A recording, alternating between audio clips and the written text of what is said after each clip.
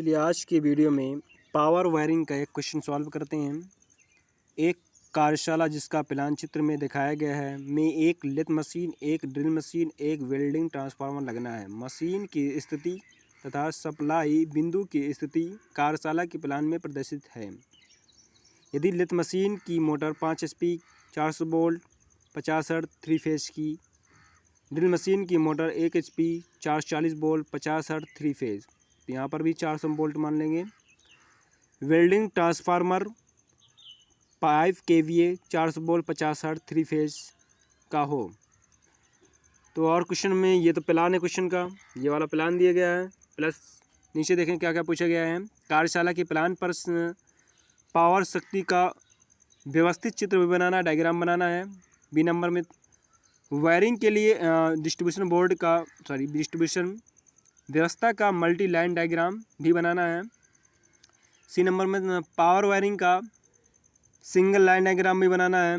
और यहाँ पर डी पॉइंट में कहा जा रहा है कि जो हम लोग वायरिंग यूज करेंगे उसमें सरफेस कंडक्ट वायरिंग इस्तेमाल की जाएगी, ठीक है। और जो केबल उसमें यूज है कापर वायर रहेगा, पीवीसी इंसुलेटेड। ई नंबर में पूछा जा रहा है संस्थापन की लागत का आकलन कीजिए, मतलब एस्टिमेटिंग एंड कास्टिंग करना है। चलिए क्वेश्चन को सॉल्व करते हैं आगे। तो सबसे पहले हम लोग का हेडिंग डालना पड़ता है पूर्व अनुमान, ठीक है। इसे एजप्शन कहते हैं इंग्लिश में। पहला पॉइंट है 5 HP की मोटर की दक्षता 80%, पावर फैक्टर 0.8 है, ठीक है। ये हम लोग सब मान लेते हैं, ठीक है। हालांकि इससे पहले इन सब चीज़ों को निकालने के लिए हमने एक सारणी बताई थी, वहाँ पर आप समझ सकते हैं पहले, ठीक है। 1 HP की मोटर की दक्षता 70% और पावर फैक्टर 0.7। 5 kV की ट्रांसफार्मर की दक्षता 90%। मेन स्विच मोटरों और ट्रांसफार्मर स्विच स्टार्टर फर्श से लगभग 1.5 मीटर की ऊंचाई पर लगाएंगे या स्थित होंगे, ठीक है। अब यहाँ पर कौन सा इस्तेमाल करेंगे? कंडक्ट पाइप, ठीक है, सरफेस कंडक्ट पाइप यूज करेंगे, ठीक है। नेक्स्ट पॉइंट पढ़ेंगे मशीनें फर्श से 20 सेंटीमीटर की प्रभावी ऊंचाई पर न्यू में स्थापित करेंगे या लगाएंगे। वाहक नली 5 मीटर लंबाई पर उपलब्ध है। कार्यशाला के प्लान पर मशीनों के लिए तार स्थापन का आयोजन चित्र में दिखाया गया है। उसी प्लान को कहाँ पर मोटर क्या लगाएंगे आप लोग देख सकते हैं, ठीक है। ये देखो, ओके, ये प्लान था, ओके। तो यहाँ पर हमने क्या लगा दिया, एक डीपी लगा दिया, यहाँ पर ट्रांसफार्मर लगा दिया, ट्रांसफार्मर को सप्लाई को काटने के लिए, बंद चालू करने के लिए यहाँ पर एक स्विच लगा दिया। यहाँ 5 HP मोटर है ये, ठीक है। और इसको स्टार्ट करने के लिए यहाँ पर एक स्टार्टर लगा दिया, स्टार्टर लगा दिया। या तो आप डायरेक्ट ऑनलाइन स्टार्टर भी लगा सकते हैं, 5 HP तक की मोटर आसानी से चला सकता है। उसके बाद यहाँ पर लगा है स्विच, ठीक है। ये सिंगल फेज की जो HP है, सिंगल फेज की मोटर है, सिंगल HP की जो मोटर है उसके लिए एक स्टार्टर लगाना पड़ेगा, DOL, ठीक है, डायरेक्ट ऑनलाइन स्टार्टर। और इसकी सप्लाई बंद और चालू करने के लिए एक स्विच का इस्तेमाल करेंगे।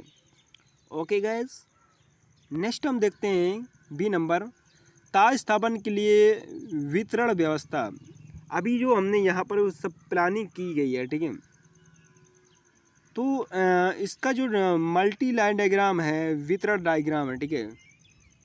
जो डिस्ट्रीब्यूशन बोर्ड है, ये जो दिख रहा है ना डीपी के अंदर क्या क्या कैसे होगा, ठीक है। ये था आपका मेन स्विच, हालांकि इस वाले डायग्राम में नहीं दिखाया गया, ठीक है। उसके बाद डीबी के अंदर की जो कनेक्शन है यहाँ पर आप देख सकते हैं, ये है। तो यहाँ पर अलग अलग इसको हमने मान लिया ये ट्रांसफार्मर के लिए है, ठीक है, ट्रांसफार्मर के लिए है, 3 फेज दिए गए हैं। ये आपकी 5 HP मोटर के लिए है, ये 3 फेज सिंगल HP मोटर के लिए है, ठीक है, विथ फ्यूज़ सहित लगे हैं। ये जो आपका दिख रहा है ना इस तरह का, ये फ्यूज़ लगे हैं, ठीक है, फ्यूज़ लगे हैं, ये सब फ्यूज़ हैं, ठीक है। नेक्स्ट हम देखते हैं तार स्थापन के लिए एक रेखीय परिपथ चित्र में दिखाया गया है। अब उसी जो प्लान दिया गया है तो उसका ये सिंगल लाइन डायग्राम है, ठीक है। ये आपका मेन स्विच था, ये डीबी थी, ठीक है। हर जगह 3-3 वायर दिख रहे थे, इसमें एक ही वायर दिखाई देगा। अब वायर काउंट भी करेंगे, ठीक है। तो हर इसमें भी 3 वायर होंगे, इसमें भी 3 होंगे, इसमें 3 हो गए, ठीक है। सिंगल लाइन डायग्राम में एक ही लाइन के द्वारा सभी को दर्शाते हैं हम।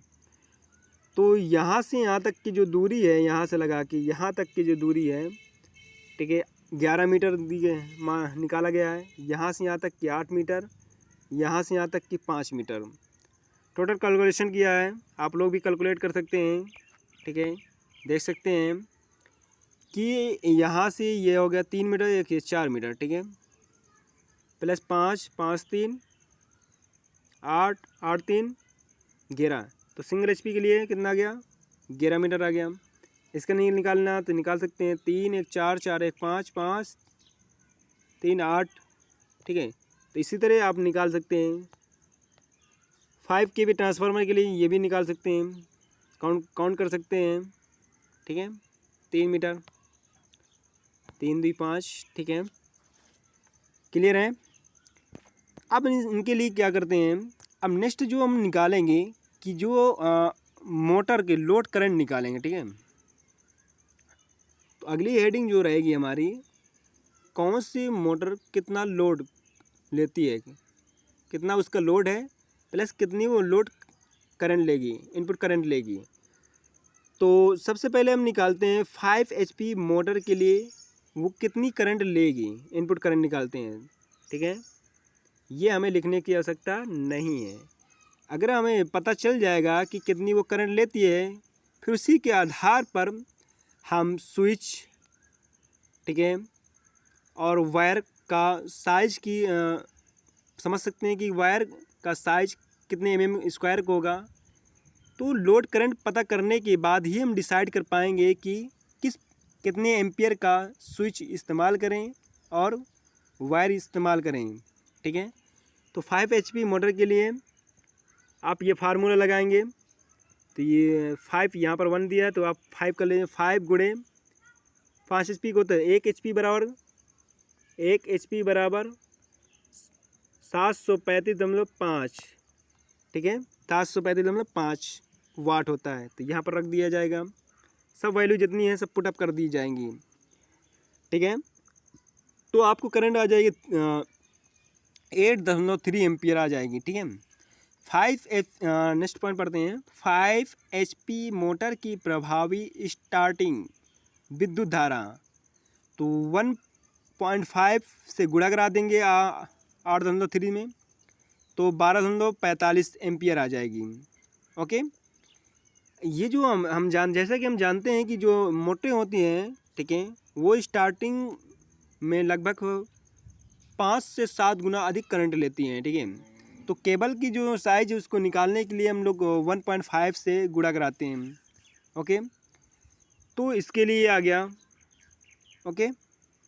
अगर चाहे तो यहाँ पर मोटर का जो कह सकते हैं चालक का साइज और मोटर के स्विच, तो यहाँ पर जो मोटर के लिए हम लोग स्विच इस्तेमाल करेंगे 15 एम्पियर, ठीक है, का यूज कर सकते हैं, आसानी से वो वर्क करेगा, ठीक है। केबल भी हम यूज कर सकते हैं 2.5 mm² का, वो भी आसानी से करंट बेयर कर जाएगी, ओके गाइस।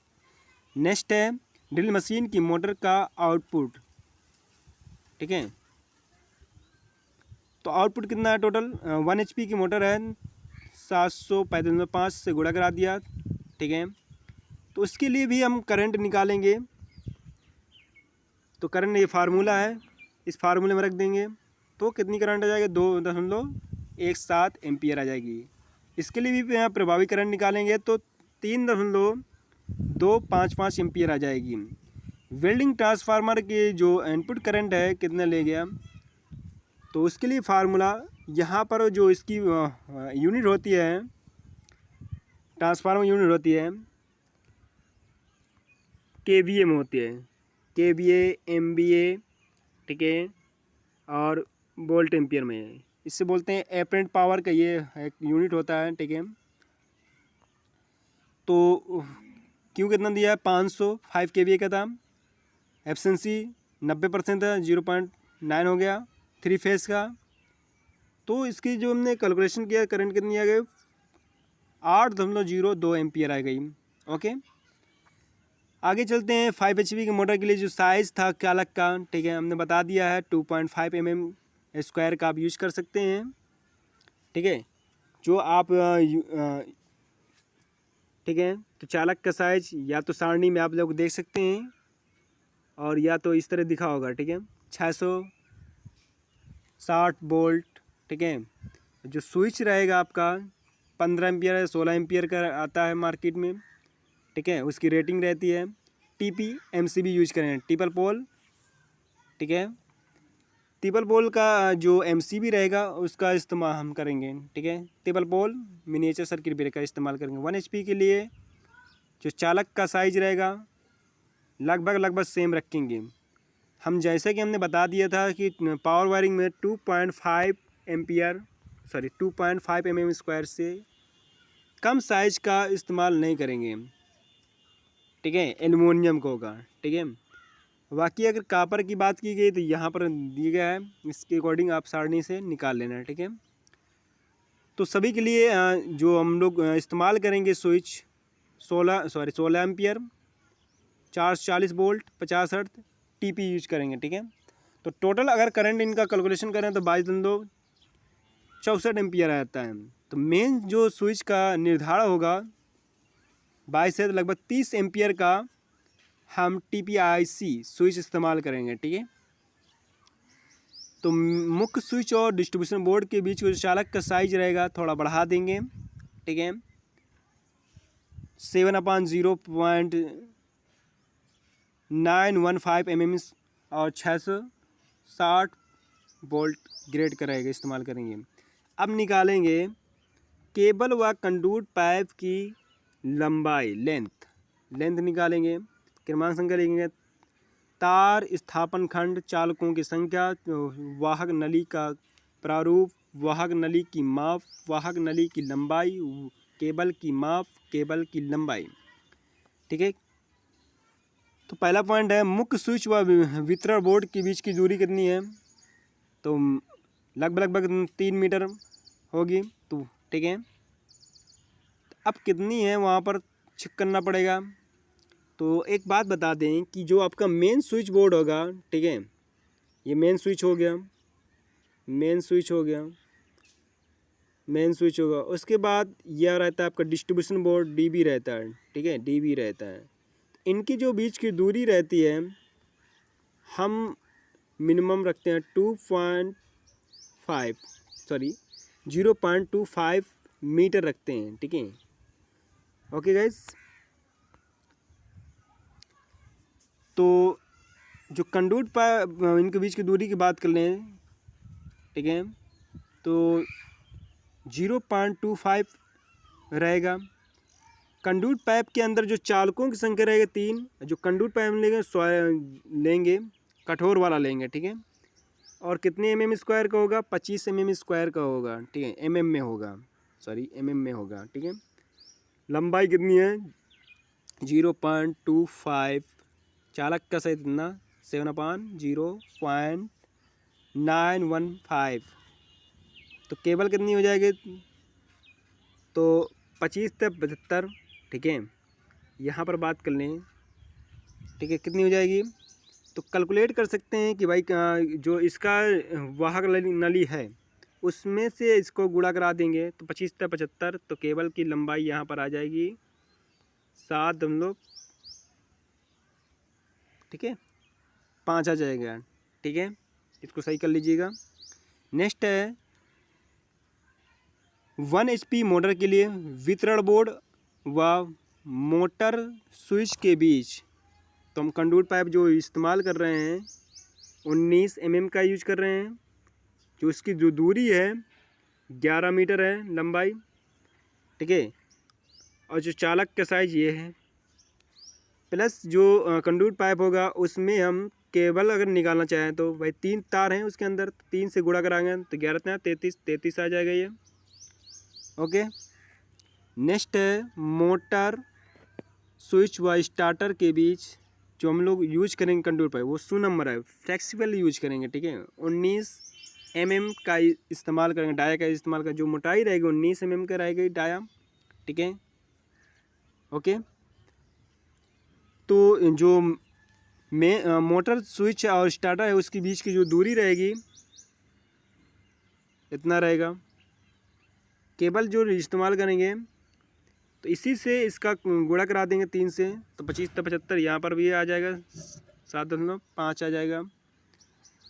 ओके, क्लियर है। नेक्स्ट की बात कर लेते हैं स्टार्टर और मोटर के बीच। तो देख सकते हो कि स्टार्टर और मोटर के बीच दृढ़ रहेगा आपका 0.5 लंबाई और नंबर रहेगा 1.2। तो 3 का 1.5 से गुणा करा तो इतना आ जाएगा, 3 का वो 1.2 से गुणा करा तो इतनी केबल आ जाएगी। तीसरा पॉइंट पढ़ते हैं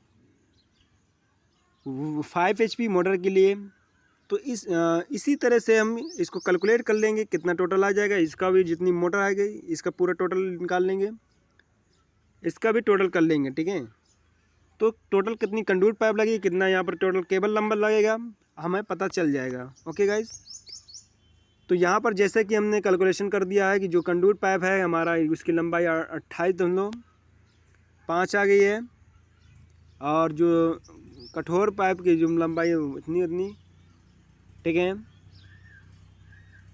प्लस अगर टोटली सबका काउंट कर लेते हैं सुनम की आगे इतनी, तो इसी तरह आप लोग कैलकुलेट कर लीजिएगा। तो टोटल लंबाई अगर बात कर लें केबल की आगे 7 8, ठीक है।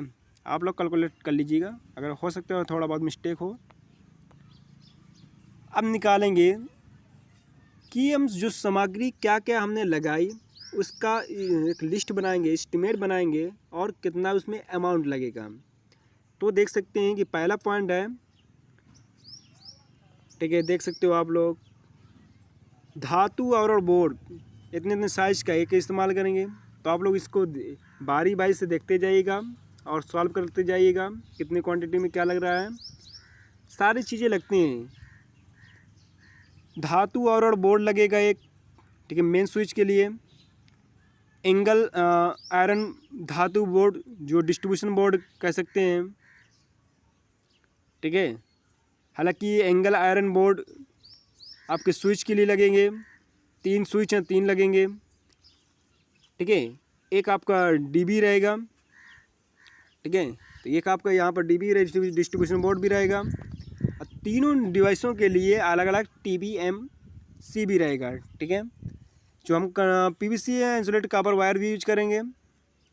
कंडक्ट पाइप 19 mm और 25 mm का यूज किया है, तो उसकी लंबाई वहीं से निकाल लेते हैं। इस तरह से हम धीरे धीरे कैलकुलेट कर लेंगे, ठीक है। ये पूरी सारणी है, बहुत सारी चीज़ें हैं जैसे सुनम, कंडू, नली, सॉकेट लगते हैं, ठीक है, बुशिंग लगते हैं, सैडल लगते हैं, और अर्थिंग के लिए SWG का वायर लेंगे, क्लिप लेंगे, प्लेट लेंगे, प्रिकॉशन प्लेट लेंगे, डेंजर प्लेट लगाएंगे, शॉर्ट ट्रीटमेंट चार्ट लगाएंगे, अर्थिंग का पूरा सेट लगाएंगे। सारी चीज़ें हम लगाएंगे, ठीक है। भी ड्रिल मशीन के द्वारा ड्रिल मशीन के द्वारा आप ड्रिल करेंगे दीवार में मान लीजिए आपके दीवार है, ठीक है, तो दीवार है इसमें ड्रिल करेंगे, यहाँ पर ड्रिल करते जाएंगे। ड्रिल करने के बाद जो सागवान की लकड़ी की जो गुल्ली रहती है इस जो होल होता है उसमें लगाते हैं, ठीक है, जिसे वाला पॉइंट दिया है, ठीक है, दिया है ना। इन सभी छेदों में भर दिया जाता है, या तो फिर PVC का आता है राउल प्लग आता है, उसको इसमें लगा देते हैं, ठीक है। उसके बाद जो कंडक्ट पाइप रहता है, ठीक है, कंडक्ट पाइप रहता है, ये कंडक्ट पाइप दोनों तरफ होल हो गए हैं, ठीक है। तो इसमें आगे सैडल लगाएंगे, ठीक है, सैडल लगाएंगे, और यहाँ से जो स्क्रू रहते हैं उसको पेचकस के स्क्रू ड्राइवर की सहायता से इसको कस देते हैं। तो इस तरह से हम सैडल लगाते हैं, ठीक है, सैडल लगाते जाते हैं। ओके, मोड़ होता है तो मोड़ के लिए भी सॉकेट इस्तेमाल करते हैं, ठीक है। उम्मीद करता हूँ आपको समझ में आएगा होगा। अगर कोई चीज़ अगर नहीं समझ में आती तो हमसे कमेंट करेंगे और पूछेंगे। ओके भाई।